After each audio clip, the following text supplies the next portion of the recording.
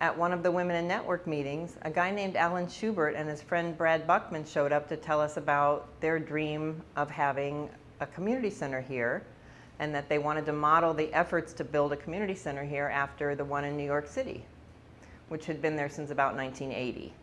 So 1992 and 1993, we formed a board, and Allen knew exactly what he wanted to do. The rest of us were basically there to do his bidding. And so fortunately, we were smart and we had ideas, but we didn't always get them through, which was fine. He was really smart, and he was raised to understand that you just do good and make things, and that's just what you do. And that's just who he was. So when he came to South Florida, which was never really meant to be his permanent residence from Chicago, he looked around and said, we need a community center, and he just jumped right in. The first thing we did was we kind of started spreading it around like he had already begun to, that there was need for a safe place here, and that a few other cities had one now. And thinking about, all we have are the bars or the gay church. You know, we could grow so much more if we had other resources and other places to meet. It would be a catalyst for new groups to form, etc. And for us to establish some sort of a place in the community, you know, that legitimize some things. And so the first thing we did officially was put out little paper invitations that said, we need a safe place, and sent them out to everybody we could think of that was an activist. Some of the political organizations were coming into their own and getting more members at that time. And of course, we had the gay church and all the members of the gay church, Women in Network, wherever we could find to pull people in. And we had a town hall meeting at the gay church about needing something besides the gay church to meet in. That was really controversial. That was a lot of fun. We each of us spoke about why we thought we needed a GLCC and what everyone could do to help us. And then a couple of the leaders from some of the other groups, one of which, maybe two of which even you might have interviewed, came to the podium and said, this is not the right time to do something like this. We're busy raising money and using human resources to try to get human rights laws and to do protests against the Coral Ridge Presbyterian Church and to, you know, do all these other feminist causes. And you're just going to take money and time and attention away from the things that are important. Don't do this. This is frivolous. And they fought hard in the community. And then it started if this person is involved, I'm never going to set foot in there. So human stuff happened. a little bit of human controversy around the project, and we kept going. Not that we didn't understand what they were saying, and they were welcome to call us and say it again, but we kept going. So we began to look at, of course, who was going to support the idea. We were befriended by a fellow that owned one of the only known to be gay-owned and gay-friendly restaurants on Wilton Drive at the time. It was called Legends, and the owner's name was Larry. And Betsy Benson, who was my partner at the time and who had helped me start just about everything we'd done. I think she actually typeset the We Need a Safe Place invitations. That's how involved she was. Went in and planned parties and brunches with him, and he would let us take over the restaurant.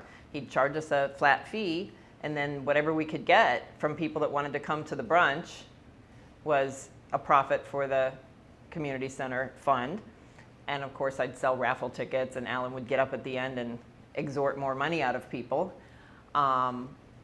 He also started taking people to lunch that he knew were retired and had moved to South Florida. Were kind of interested in the idea of being able to be out. And of course, supporting a GLCC would allow that to happen even more for them. And he started getting some larger donations that way. People were pretty impressed that were some of the naysayers at first that thought it was a controversial idea and we were going to deplete their own resources at the people he found to ask for money.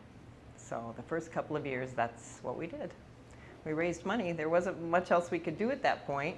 But once we got about 18 months under our belt, Allen's first real passion projects were to be able to hold youth group meetings and reach out to people 18 to 22 that were in college and suicidal, and give them other people to talk to.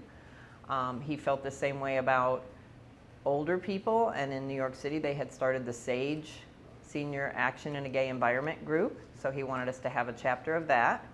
And he also wanted us to start thinking about how to make a good impression on the mainstream. So we started the project called GLOW, Gays and Lesbians Offering Warmth. So before we even had a physical location, we found ways to foster those 3 projects. And he was just so driven. He just thought about this stuff 24/7.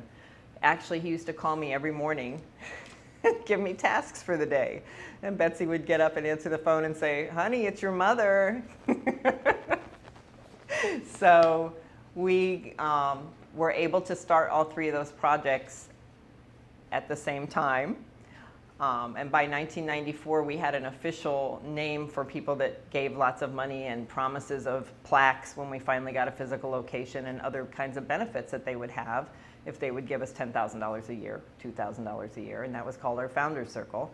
And Allen started to be able to find people to do that. So by 94, we rented a space. It was the top floor of a little 3-story building at the corner of Dixie Highway and Oakland Park Boulevard. I'm not sure if you know it. I can't think of the name of the building now, but it's still there. It's beside a gas station at Oakland and Dixie, and we had the whole 3rd floor. So then we went and looked for an executive director, and we did a nationwide search. And again, in those days, people were going to ruin their careers. If they were going to go work for a gay organization, they were never going to work anywhere else.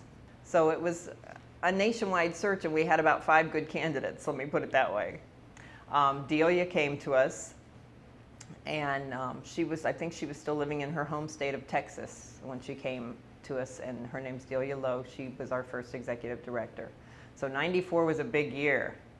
We had our executive director hired, we had a building, we threw a grand opening. And by then, I was moving away from the vice president role, and a guy named James Bernath took over as vice president.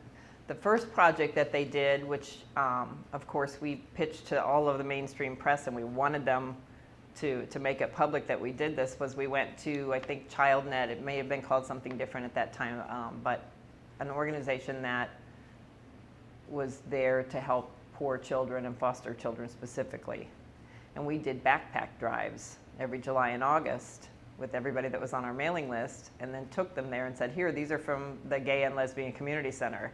And that was kind of a first in South Florida.